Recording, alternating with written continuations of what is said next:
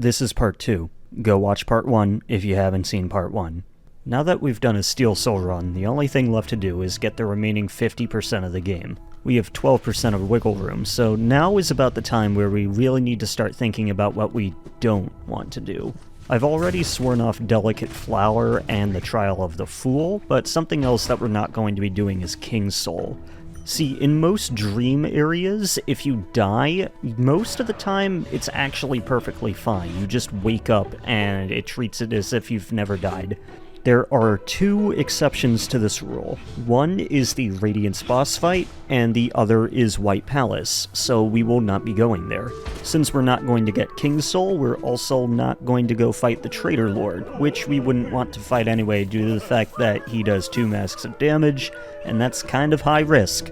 Now that we finished covering what we don't want to do, let's instead talk about what we do want to do. The top priority is to get as many upgrades as possible so that the rest of the game will be even easier. And right now what I want to do is round out my HP to our maximum amount. I've already said that because of Delicate Flower, there are 3 mass shards we can avoid. So really, we need to collect 4 out of 7. The first one that we're going to get is from beating the Brooding Malek, and really this is no trouble at all. Next, we can take the way from Fungal Core into Deep Nest to get another. Then we travel to Green Path, and after picking up this Hallownest seal here, we go to No Eye's boss room. She can be a little bit annoying, but we're pretty strong for this fight, so it shouldn't be too much trouble to take her out. Unlike Dream Bosses, Warrior Dreams count towards completion status. Getting to 1800 and 2400 Essence also counts towards completion, so this is a good thing to do anyways. After getting to 500 Essence, we are also rewarded with a Mass Shard. While I was in Green Path though, I started making my way to Shia's place, and got my grubby little mitts on the Great Slash. For the final Mass Shard, I considered maybe fighting the Enraged Guardian, but he doesn't count towards completion, and he also does 2 masks worth of damage, so I decided to find a safer alternative. I then decided that since I needed to go to Kingdom's Edge anyway, I should unlock the Hive and get the one in there. First though, I detour to Salubra and buy another Charm Notch. I then buy most of the charms in the shop to get the requirements to buy another Charm Notch. With Wayward Compass on, we've got 2 notches free, so the safe option would be to put on Lifeblood Heart for even more health. Instead, I take off Wayward Compass and throw on Shaman Stone. I then take the tram in order to get to Kingdom's Edge before I realize that this is actually the wrong tram, and I'm in the resting grounds. I have stuff to do here anyway though, so it's not exactly a wasted trip. After collecting Dream Shield and doing the Whispering Route that you're supposed to do right as you get the Dream Nail, I get all the rewards for the essence I have, including a Pale Ore. Then I go further down and I start exploring, because I don't really remember that much about this area. I find another Hallownest seal, some Geo, talk to Quirrell, unlock the shortcut, have a little bit of trouble getting past this enemy, get another grub, unlock the area for Delicate Flower, despite the fact that we're not doing it, and eventually we get what we actually came here for, a Wanderer's Journal. Oh, and the Soul Eater. I then remember that I never actually bought the map for the resting grounds, so I travel back to Dirtmouth to talk to Iselda and buy it. And for some reason, she also has stocked the maps for Queen's Gardens and Kingdom's Edge, despite the fact that I've never set foot in either of those places. I thought the way this system worked is that you walk into a place and then you can find Cornifer, and then if you go through too many rooms, he leaves, and then you can buy the map? Clearly, I have no idea how this works. Either way, we go from the hidden station to the correct tram, and after having a little bit of trouble actually breaking this breakable wall, we get into the Hive. Along the way, we find another Whispering Route, and eventually we get one of the big bees to break the breakable wall, and finally get our max HP for this run. We could technically fight the Hive Knight right now, but I'm gonna do that once I'm at maximum power. After getting in the secret room of the Hive to save the grub, and after getting another Wandering Journal, we make our way up to the Coliseum of Fools. I'm not doing it just yet though. Technically, we'll never be at full power while doing the Coliseum of Fools because it gives a Charm Notch and a Pale Ore, but let's get as strong as we can before actually doing the combat trial of the game. Luckily, directly below it is 2 upgrades that we can get pretty easily. There is a Soul Vessel in this area. You have to do another combat room, but it's no biggie. I sell all the stuff I have to Lem, and we can finally use that elegant key we bought in order to get Shade Soul. We fight the Soul Warrior again, and I completely make up for the last time I flubbed this fight. Even with minions, I thrash him. I then make my way back to Dirtmouth because I have 2 of 3 vessel fragments, and an easy purchase from Sly rounds me off at 2 full vessels. With 2 soul vessels and Shade Soul, I'm more than prepared enough for the Colosseum, but we can go even further beyond. I visit Grubfather. I take the time to go into Lake of Un and finally go get Shape of Un. Even if I wasn't doing what I'm currently doing, this is an extremely good defensive charm to have. Then I make my way to the False Knight's boss room, and after breaking this breakable wall right here before the boss room, I can do this extremely easy combat trial and go get Glowing Womb. I could actually do what I need to do right now, but while I'm in the area... Remember how I said dying to a dream boss doesn't actually count?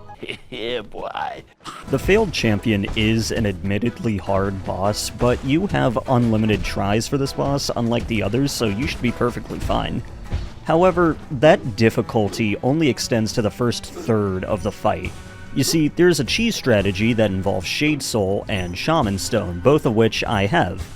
You see, when you stun the Failed Champion, you have enough time, other than hitting him, for either a Dream Nail or a heal, and pogoing him, even the non-damaging pogo off his armor, resets that time. So you can simply do this and heal to full and fail your soul to full. If that didn't thrash the difficulty of this fight enough, you have enough damage output with Shaman Stone and Shade Soul to just skip the other 2/3 of the fight. So, as long as you're confident in doing 1/3 of the Failed Champion fight, you get a free 300 essence.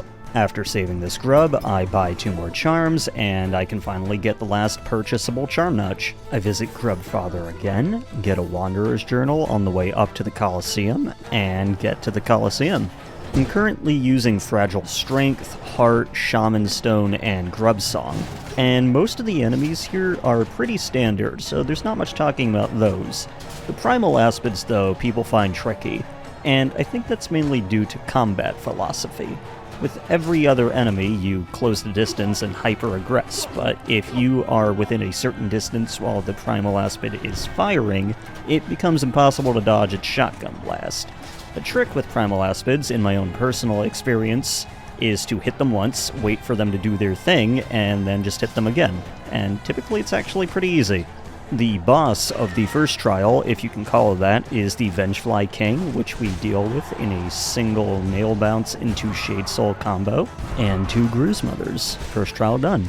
We put our new charm notch to good use by taking off Grub Song and throwing on Shape of Un, and we also get this hot spring right here. The second trial introduces some new enemies, one of which can't deal with you being above or below it, an armored version of an enemy in the second area of the game, and this thing, which can be defeated by double jump. Then you get to the Bouncy Boys, which have no answer to Cyclone Slash, a giant hopper where you do this, a giant hopper where you do this, a false grub, some more standard enemies, and a cool aerial section.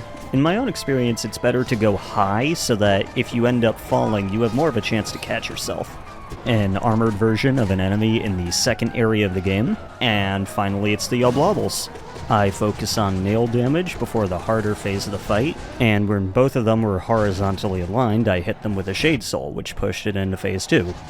I wish I had more sophisticated advice to give for this, but Shaman Stone Shade Soul hit often enough with how big it was, and hit hard enough with its damage, that I could just spam it and end the fight. And that's the trials.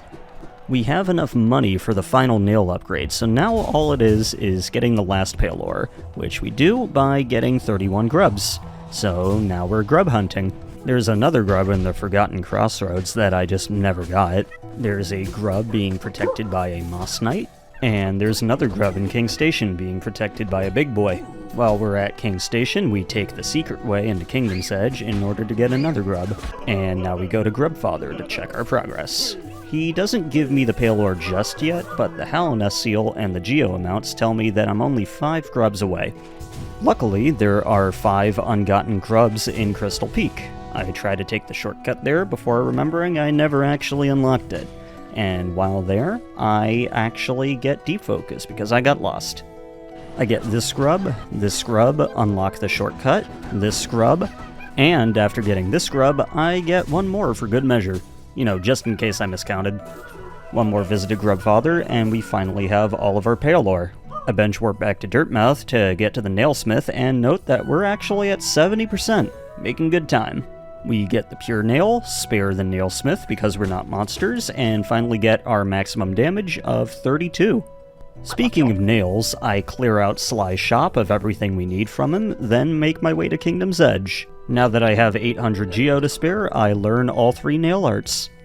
After going even further right and taking the way down, I continue along the path until we get Click Slash. While we're in Kingdom's Edge though, we have our max HP and damage, so it's as good a time as any to fight Hornet 2. You should bench at the nearby bench though for safety, even if it's just quit out safety, and set your charms as needed. With your current HP and damage, you should be more than a match for Hornet 2. I have a tendency to hit both the Spike Traps and Hornet with my Shade Soul, so that's nice. You can just ignore the counters. And with Shape of Un, her diagonal attacks are actually a heal window. Hornet 2 goes down, and we can go ahead and take the King's Brand. Before I go to the Abyss though, I go to Dirtmouth, talk up Sly, and get Nailmaster's Glory. Once heading down into the Abyss, we head immediately left to go pick up Abyss Shriek, then light the Lighthouse. Crossing the Lake of Void, we go to the Chozo statue and pick up Shade Cloak, and get our first Arcane Egg, now that we have no more need of money. Now that we had Shade Cloak, I thought maybe I could go to the Overgrown Mound and go through the little shade door in order to get through Queen's Gardens the back way, but unfortunately it just puts you right at the start. My friend finds the flying mantises with the boomerang blades extremely annoying, but with our damage we can just sort of 2-hit them and kill them before they even get a chance to attack. We get a combat room to show our prowess, and yeah, the enemies here pose no real challenge. We go up through the Stagway, and we decide to go kill Marmu, because warrior dreams count towards completion. After killing Marmu and getting 150 more essence, we go unlock the Stag Station, which unlocks the Stag Nest, and one more Vessel Fragment. We also restore hope to the old stag that he's not the only one, which is very, very important. The first of our last 2 Vessel Fragments are given by the Seer as a reward for collecting our essence, and we also get Dreamgate. The last of the Vessel Fragments is a reward for a parkour challenge right above the Tram of Deep Nest, so let's go do that. Before we leave, we're in the general area of the Sharp Shadow Charm, and we do have Shade Cloak, so we might as well go pick it up before we leave. We are now sitting pretty at 85%. When it comes to upgrades, I've got all the HP I want, max damage, max soul, and there's only one thing left. One singular charm notch that is given to you by defeating Grim. So let's go light the lantern. I go to Howling Cliffs, go fight Gorb, who isn't much trouble, receive Joni's blessing, and I hit the lantern until it happens.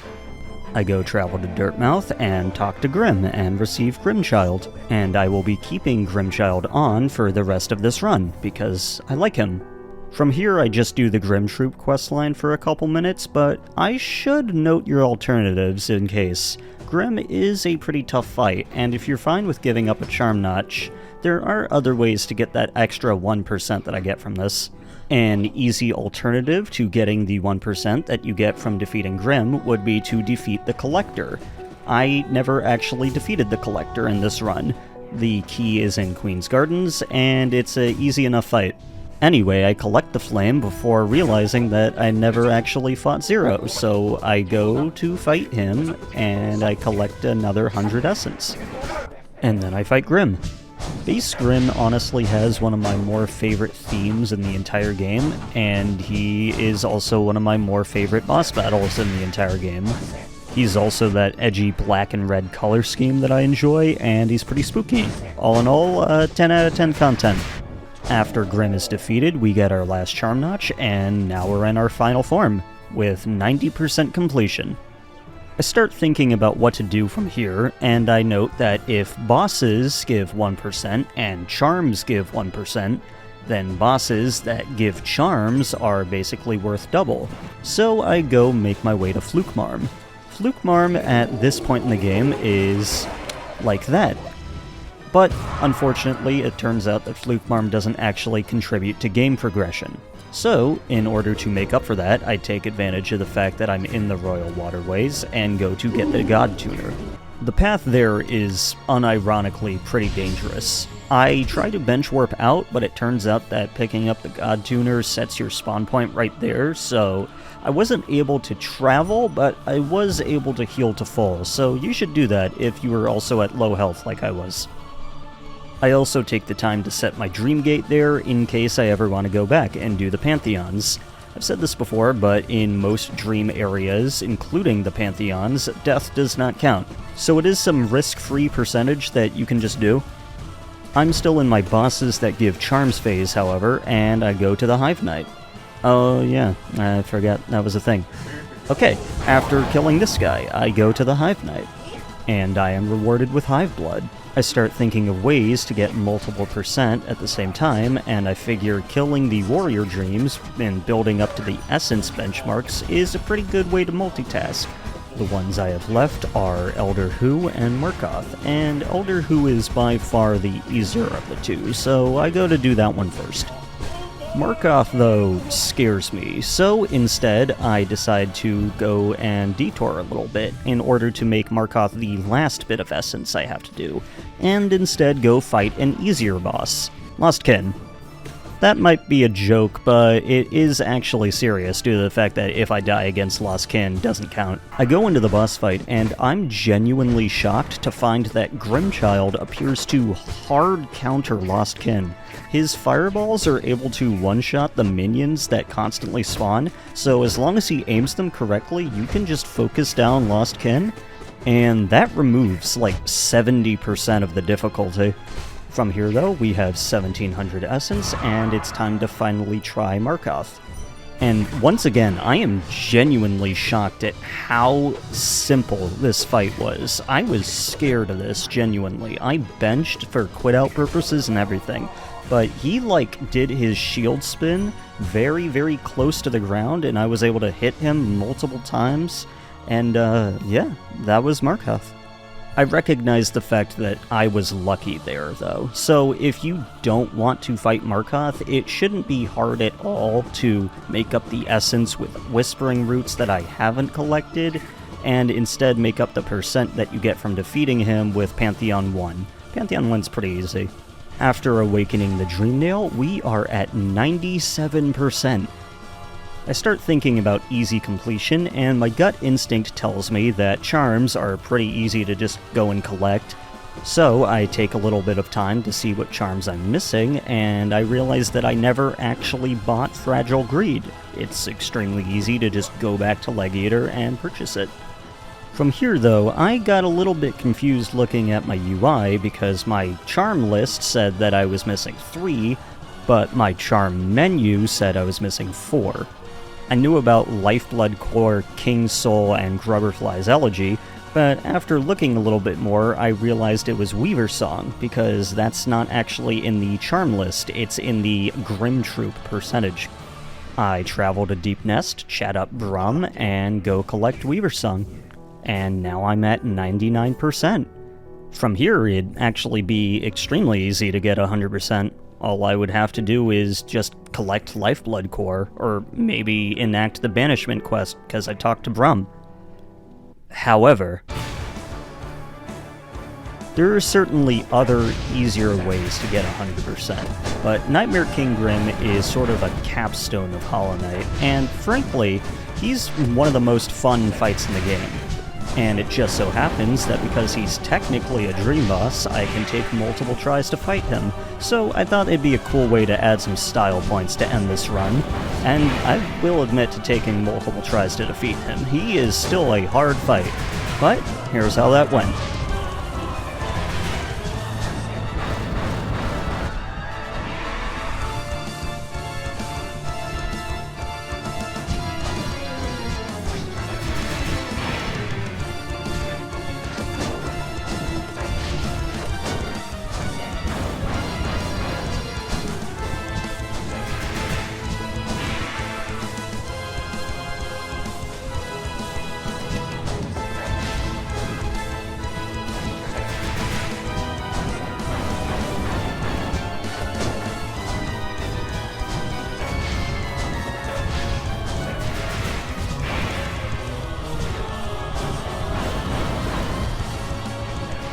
With Nightmare King Grim defeated, I, Grimchild, and my game completion are all at 100%, and all that's left to do is go fight the Hollow Knight again. I never collected Void Heart, so it's still ending 1, and frankly, we already defeated him earlier when we were weaker, so this is a cinch.